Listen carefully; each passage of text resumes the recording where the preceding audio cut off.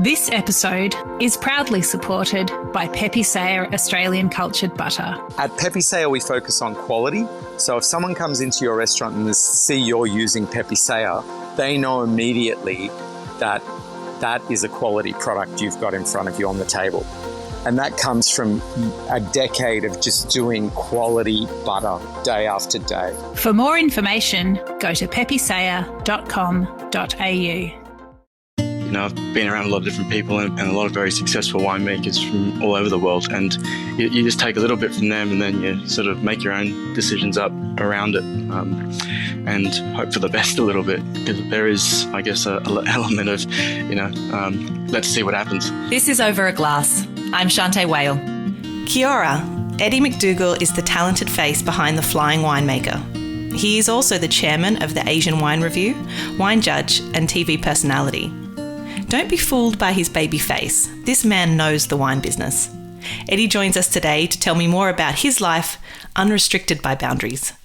Hi, Eddie. Thanks for joining me. No problem. Thank you very much for having me. It's great to be on this podcast and, of course, chatting to you after all these years. I know. I mean, you're such a busy person, and I figured, trying to lock you down for a brief half an hour or so would be quite challenging, but I shouldn't be surprised that you're incredibly organised and, you said yes without any hesitation. No, of course. It's been a strange few years, but, after thousands of Zoom meetings and team meetings and whatever, I think there's no excuse for not being contactable or available. There's many hours in a day. So, and I'm also trying to find times to get away from the kids, because there's only so many times you can do work from home situations. Yeah, there's a silver lining to kind of all situations, isn't there? Eddie, you've had a career that stretched over 20 years, which, to look at you can't even believe that. Where did the itch all start for you with wine?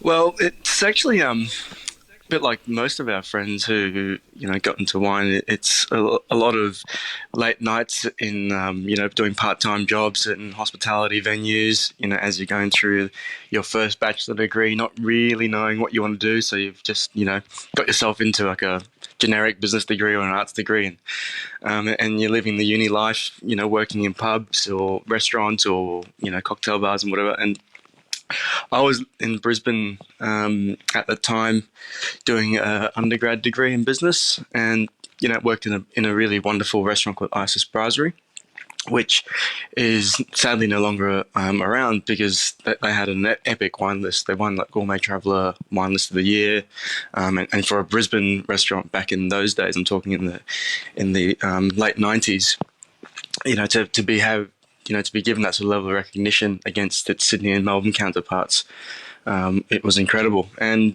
there was one night I was waiting a table on a Tuesday night. It was myself and the owner and chef, pretty much, and then there was one other bussy at that restaurant. Tuesday night, quiet, but everything felt, all the wheels fell off. And you've been in restaurants as well, Shanteh. It's the worst nightmare from a hospo worker's perspective, where the meals were going to the wrong people, the steaks were overdone or underdone.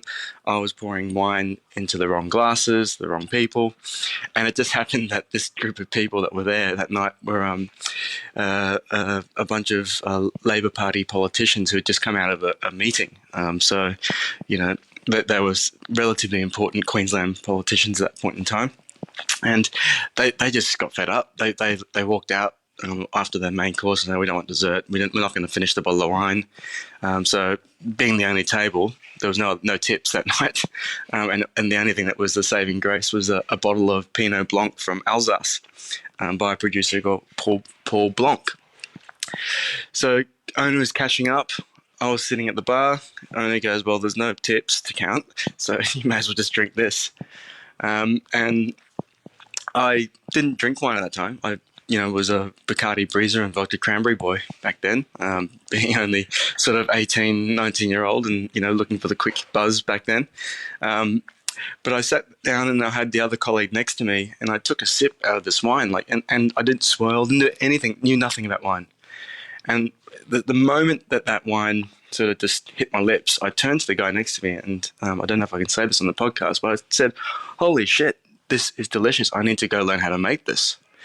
And it was a halo moment. It was literally the moment of clarity that I knew that I was destined to go learn about wine. More importantly, go make wine, and venture into a space where, and I'm very, very lucky that I had that moment that instantly created a passion and a sense of, journey and a discovery moment. So that was it. Ever since then, I've never turned back. I've been to meet the guys behind the Paul Blanc wine and been at that vineyard and tasted it and sort of ventured around and sort of been to the holy grail of where the inspiration all started. And here we are today. That's insane that you, first of all, just your first reaction was, I need to know how to make this. I mean, what an inquisitive mind. Most people would say, I need to drink more of this as a starting point. And I can't believe you've actually been over there. And what was that experience of telling them that kind of inspired you? What was that like when you went over to Alsace? Oh, it was crazy because it was right after I kind of finished my winemaking degree and done a couple of vintages in the Clare Valley and in Geelong in Victoria. And actually, I just finished the vintage with Giant Steps and Steve Flamsteed that time as well. So this was 2008, and I, had done my Australian vintage rounds and went over to Europe. Managed to land an amazing vintage job with Vietti. And I did a European pilgrimage, and I thought the first stop I've got to do is just literally go meet this guy behind these vines, and be showing that vineyard. So I called up and set up an appointment, because back then even emails were a bit loose in terms of being people replying to you. So I made sure I called up, hopped on the train from Paris straight over across to Strasbourg, got a bus. He picked me up from the entrance of the Kintheim village. And he goes, "We're doing the tour." So he literally drove me around, and I told him the story in his truck. And I said, "Dude, you've completely changed my life. This is." And at that point in time, I was going through a lot of personal stuff as well. My dad had just passed away, and so it was like a real going to Mecca moment for me. And for them, it was also like, wow, this guy's so passionate about our stuff. Let's give him the time of day, because quite often people get these emails and requests to go visit places, and they're, oh, okay, there's another customer coming to buy some wine. But these guys really spent the time with me, showed me the vineyards, and sent me packing with more bottles than I could carry in my backpack. So I was drinking Grand Cru Riesling in my hostels throughout Europe because of these guys.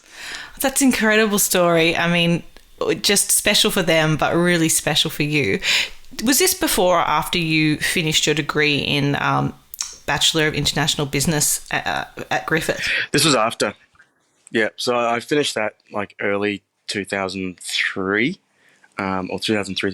Yeah, 2003 was when I finished, and then I went straight into wine science and viticulture at Melbourne Uni. Okay, because really your two degrees, one of business and then one in wine tech and viticulture, they're really the basis for everything that you do. I have no doubt that they've been really instrumental in helping you gain all the understandings to do all the different avenues that you do. What you said, you spent some time at Vietti as well. So after you finished your degree and you thought, I need to see the world of wine, what are the biggest takeaways that you had from visiting the different wineries and the different places?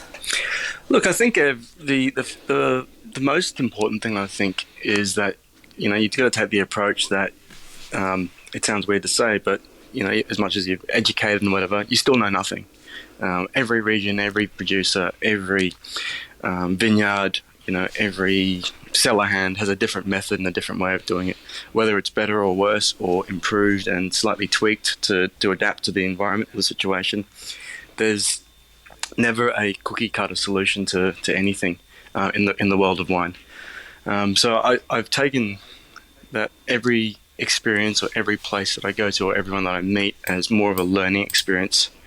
And that I think that's what's kept me going, because if I don't keep learning, then for me there's no motivation. And the commercial side or the fame and the glitz and glamour is sure, it's nice, but for me there's a much deeper part where the educational piece and the forever learning journey, which, to the day that I go to my grave, I don't want to stop learning about wine and how to do things better or differently, or how to communicate it differently.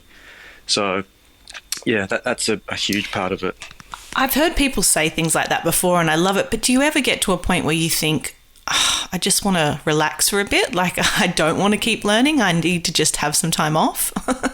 Yeah, definitely. I think everyone, whether you're a professional sports person playing rugby for the Wallabies, you need to have a Kit Kat moment, and take a break and step away and do something slightly different.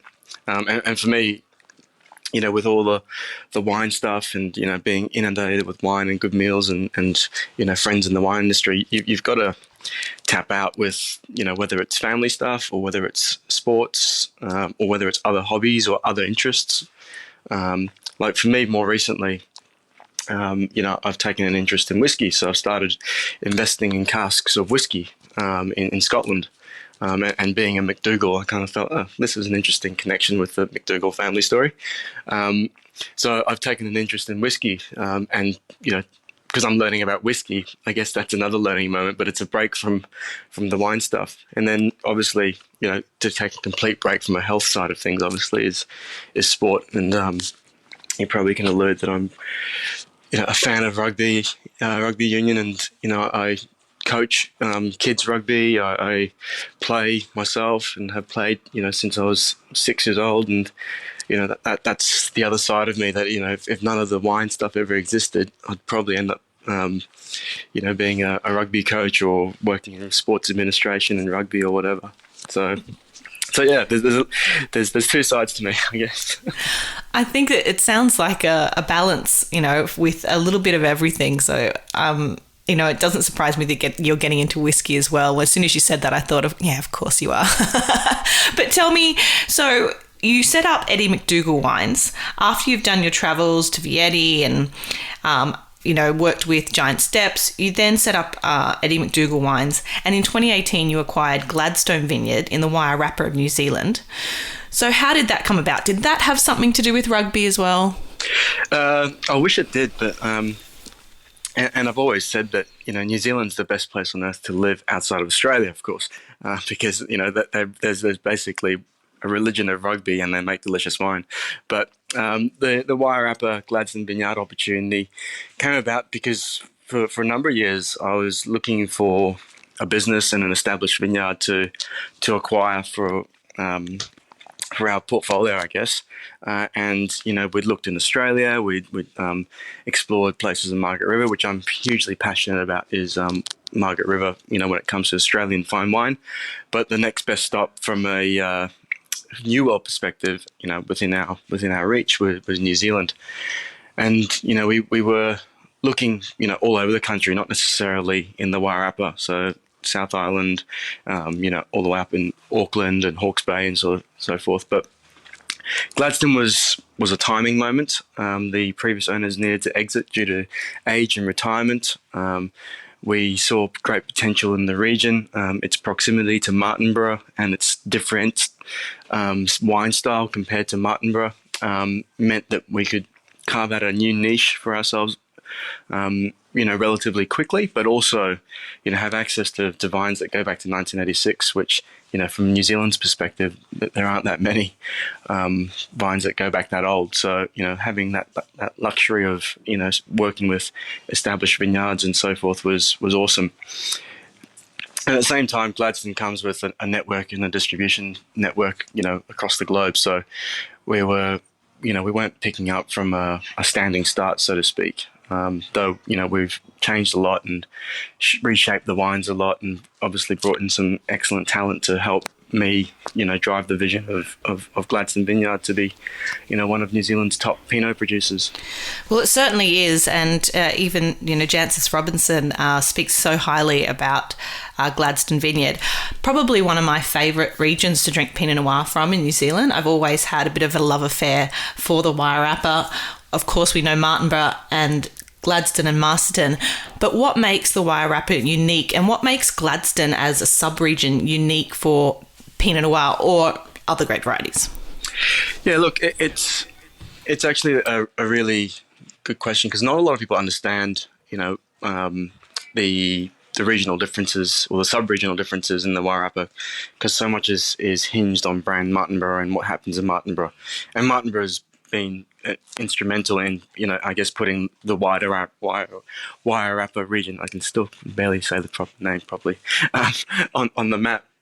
But Gladstone itself is it's a slightly cooler location. It's later in terms of its ripening timelines compared to Martinborough. Martinborough Pinots are quite muscular and quite big, whereas Gladstone sub-regional Pinots, or even if you go to Masterton, are more elegant, slightly more feminine. I would say they're probably more on the spectrum of being more perfumed. And at the end of the day, there's a number of things. It's obviously its proximity to riverbed soils, and that wider Wairarapa region has the influence of the coast as well. So it does have massive diurnal range.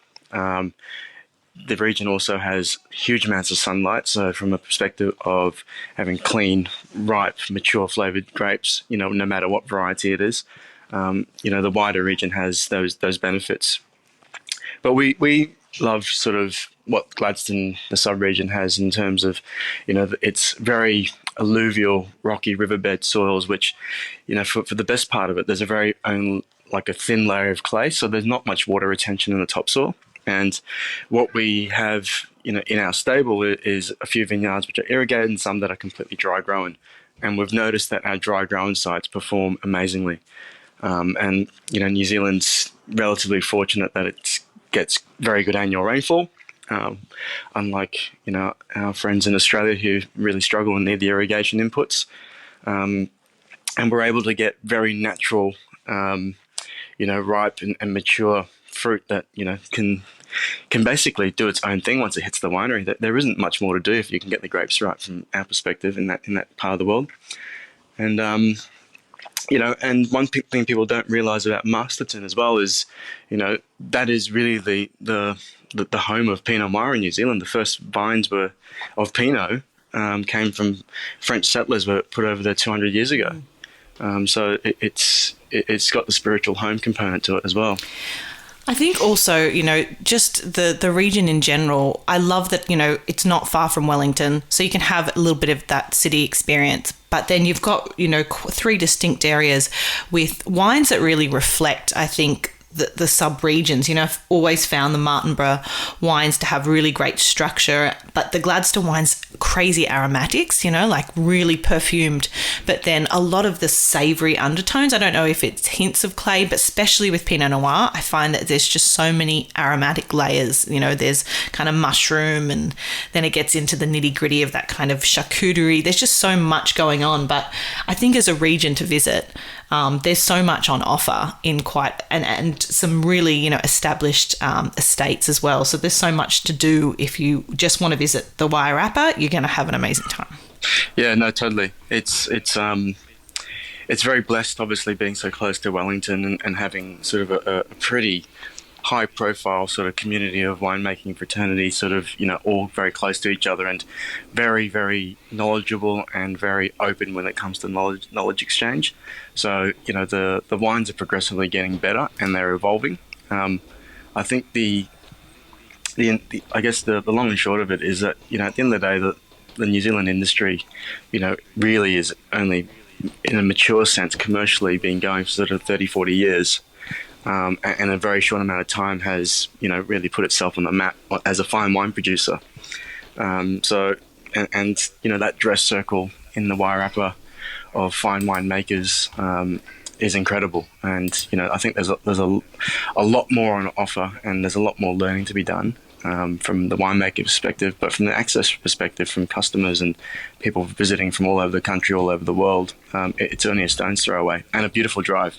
Really nice drive through the Rimutaka Ranges.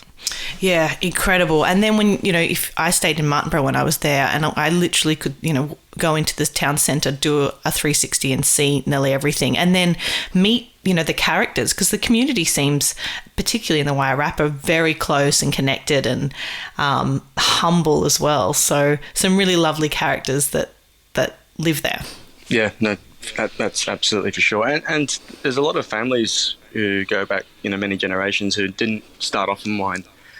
So, there's a bit of historical conversion of crops and farming practices and changes, and it's people have embraced the industry wonderfully. So it's not all about sheep and cereal crops and so forth. The wine side has really taken off in a big way because it drives tourism as well and visitation, and obviously lots more people want to live out there now because of how beautiful it is.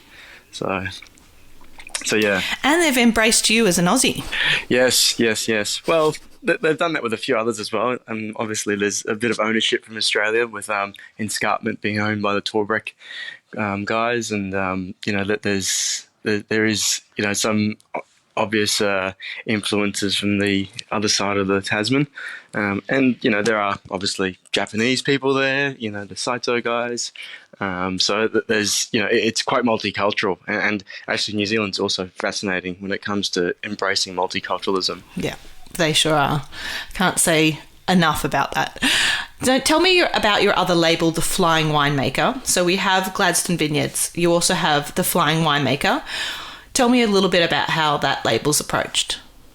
Well, that is, I guess, the core range of everything that we do and we believe in. And I guess it probably sings most true to myself, being a flying winemaker and having made wines in various places. But the philosophy there is winemaking without borders. And we chose this as, a mandate about what we do and who we are, because so much of the traditional wine world is fixated on one site, one place, one location, which is all very important. And I think that's particularly important for fine wine.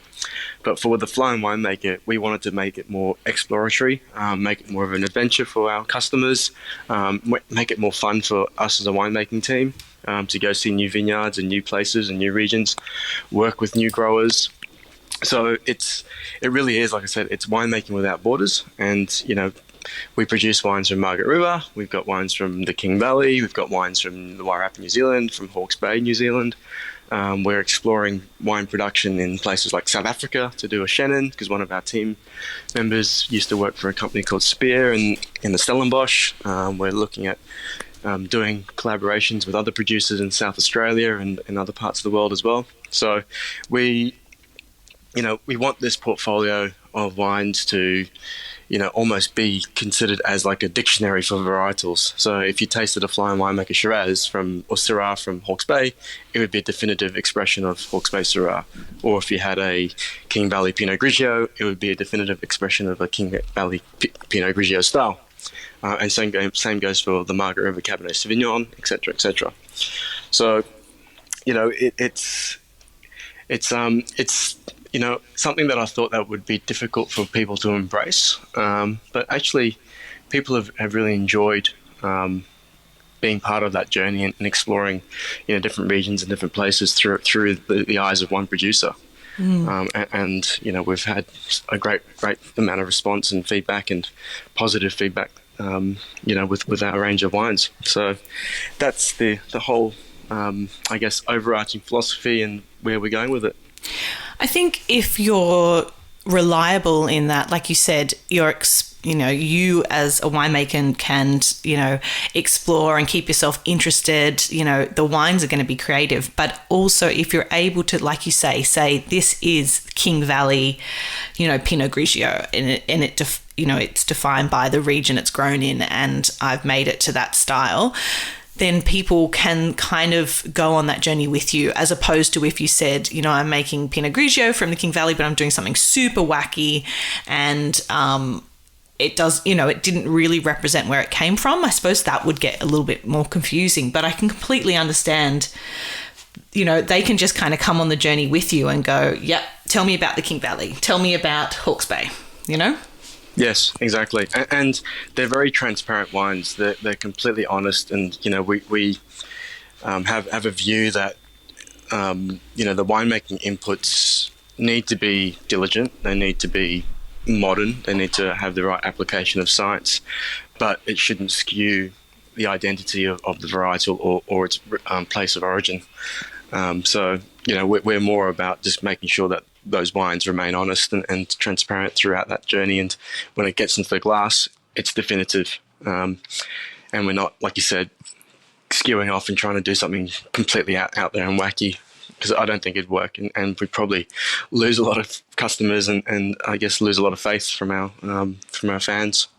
So you manage distribution across all of your wines globally. I mean, the last few years I'm sure have been incredibly challenging, but what is the approach for you to go in from one country to the next and kind of sell your wares? How do you work out how to do that? 99% of it is just building the relationship and having a empathetic relationship, particularly over the last couple of years. Doesn't matter if you're selling to, the likes of a major online retailer, or if you're selling to a new distributor in the United Kingdom or whatever. I think it's the ability to, I guess, say that, what your product is, it is what it's going to deliver from a quality perspective. The other thing is that people will more so now buying brands they trust, and people obviously have much more information and access to brands and the people behind them. So people are also investing, from a distribution standpoint, in those types of things, not just the strict product and what's inside the glass, so to speak, but what's behind the brand and the people and so forth. So there's definitely I guess a complex web when it comes to making sure that you're set up properly so that you can go to market, with all the tools and with all the information on hand, so that people feel comfortable buying your wines, because it's immensely competitive. And selling wines in a competitive space, you can't be disheartened by people saying no for the first time, because if you manage to keep that relationship going, they might turn around and say, hey, we've got space for a Wairarapa Pinot Noir, why don't we try and work together? And then, okay, great, just because I've kept the relationship warm. So I guess converting distribution, no matter where it is in the world, it's just about taking a longer term view, because customers come and go, and buyers come and go from different companies. So you've got to keep your finger on the pulse, and that's difficult. That's difficult because a lot of people to keep in touch with, and a lot of I guess a lot of companies just to keep an eye on and so forth. But at the same time, you can't stop doing the things that you do from the product perspective. You can't stop innovating. You can't stop bringing out new stories and new wines, or you can't stop getting your press releases out or your samples out to people. Otherwise you kind of become forgotten about. So there's a lot of upkeep that's involved as well, across that. But the most challenging thing, and it's not so new news now, I guess, from our Australian wines perspective, was obviously the impacts that it had with the China situation between Australia and China, in terms of the wine taxes being absolutely jacked up to plus 200% for Australian wines. So that basically wiped out a lot of our hard work in China with our Australian portfolio. But thankfully for us, we had the New Zealand portfolio, and particularly through Gladstone when we took over in 2018, it was almost the perfect timing for us to bring Gladstone into China. So you can imagine that a wine list in, say, Shanghai would have, say, maybe 6 or 7 Australian wines. Those 6 or 7 spaces have been completely wiped out, and a lot of New Zealand or South Africa or Chile or other parts of Argentina have absorbed some of these spaces. And thankfully for us, with our New Zealand portfolio, from both the Flying Winemaker range and the Gladstone Vineyard range, they've been able to absorb and take up some of that space. And we were very quick to get out the gates and service China with that. So it's a lot of this is timing as well, from a distribution perspective. And there are things that you can't control, like I said, about the political tax situation and so forth. So yeah, it's a complex web to navigate. It sounds like it, but I think, in the last few years, a lot of businesses have perhaps learnt that lesson of not putting all your eggs in one basket, whether it be distribution for people, not being 100% in on-premise and using a little bit of retail, but just having maybe slightly broader network, perhaps going forward in the future, so that it isn't so detrimental when, something like a pandemic happens. Yeah. Yeah, totally. Look, and there's lots of other things that are influencing now as well. Like, it may not be so lucrative to sell to an export market, because what used to take 3 weeks for, not even, sorry, 3 weeks to ship to, say, Hong Kong, or maybe 6 weeks to the UK, is now taking 12 to 16 weeks just to get wines into the market.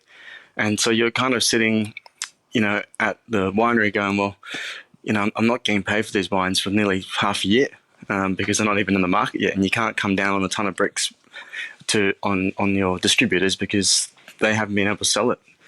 So you have to then think, well, I need to sell more locally, need to find ways to get into our regional network, and then you kind of think of other ways to sell into the major players across Australia or New Zealand, whether it's the likes of the Dans or the Vino Mofos and various things. So you do really have to be very agile, and then it's business, and part of it is being able to sort of make decisions quickly, and like most companies in the last couple of years, do things to stay alive and keep the wheels on and keep staff employed. Yeah.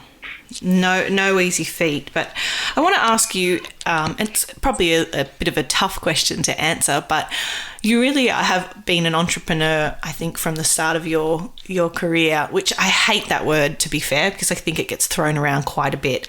But what's your advice for people perhaps with big dreams or startup businesses, people looking to reinvent careers and roles at the moment? I think, it's really a time for people thinking, well, I don't want to just be a winemaker. I want to be a winemaker and do something else, or I want to be a sommelier and I'd like to do this, or I want to be my own boss. What's the best advice you can give somebody that's kind of going down that road? Look, I think the first thing you got to do is just start. Stop dreaming. There are a lot of dreamers out there, and those who dream never really get to reality, or never get the chance to experience what it's like to sort of take a risk. And you'll know very quickly whether you can stomach it or not, because at the end of the day, it's all about risk and the appetite for risk, and how much risk can you absorb from a financial perspective, from an impact on your personal family life, or whatever it might be. Obviously, risk can be calculated, but there's an element, there's a 1%er there which pretty much will say to you whether you're cut out for it or not. And you'll never know it unless you don't go down that path. So, look, it's not for everyone, but you've just got to start. And whether it is starting by putting pen to paper, or doing something very small as a test to see if it works, it can only grow. But it's not that different to saying, I'm going to start going to the gym, and then you keep saying that you're going to start going to the gym, or you're going to start, doing running 3 times a week or whatever. If you actually never start doing it, you're never going to do it. So get out the gates and do it, and put yourself around good people. Because no entrepreneur makes it on their own, ever. You are who you surround yourself with. So, it's they may not be the people that you like, but you've got to be around people who have been there, done that, can mentor you, can provide capital for you, can provide access that you may not have. And that also is probably the key to unlocking most of it, is you are who you surround yourself with.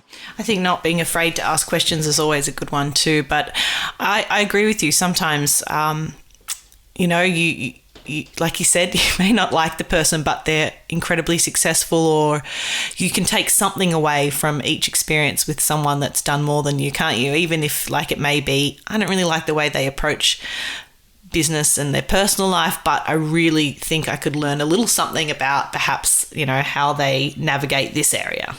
Yeah, totally. And it's a learning, because they would have made the same mistakes, or whatever it might have been, or have a different person who can provide you a different perspective. So it's about taking all that experience, and no different to how I've approached, our winemaking, is that, I've been around a lot of different people and a lot of very successful winemakers from all over the world, and you just take a little bit from them, and then you sort of make your own decisions up around it. and hope for the best a little bit, because there is, I guess, a element of, let's see what happens. Yeah, and I think you're right. That's incredibly good advice, and sometimes you've got to put your hands up and realise you can't control it all too, don't you? Totally. Gosh, if you can control it all, everyone would be doing it. And, there's lots of control freaks out there who probably control too much and don't let it happen. So, that's a huge one. Well, I think a lot of people can learn from those words that you've spoken, so thank you for that. Eddie, if you could only drink 3 beverages for the rest of your life, what would they be and why?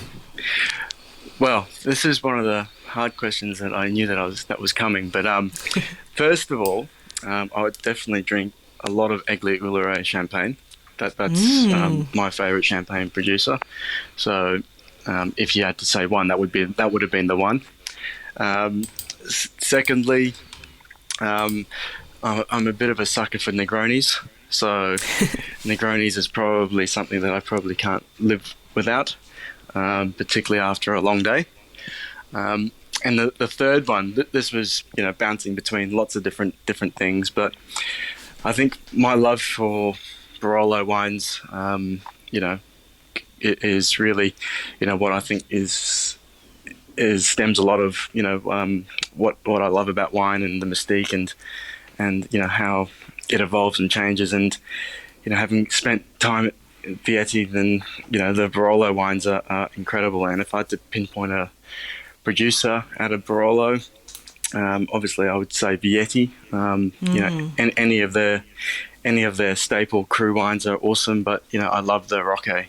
And if I had to identify a vintage, I'd probably say the 2008 Rocke from Vietti is probably one that I can guzzle a lot of.